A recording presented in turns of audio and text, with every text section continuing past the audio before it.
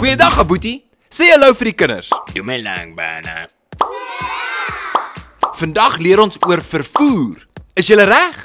Ja! Wat is die woord vir fiets in Sepedi? Dis reg, bicycle.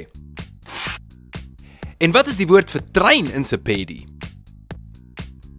Sitimela! Baie mooi. Setimela. En wat is die woord vir bus in Sepedi? Bisi! Dis reg, bese. En die woord vir kar in Sepedi? Koloi! Baie mooi. Koloi. Kom ons kyk nou of julle hierdie woorde kan onthou. Wat is die woord vir bus in Sepedi? Bisi! En trein? Sitimela! En fiets? Bicycle! En kar? Koloi! Baie mooi. En nou kan julle hierdie woorde gebruik om sinne te bou. Totsiens, Aboetie. Totsiens julle. Sien julle volgende keer. Shalagabotse.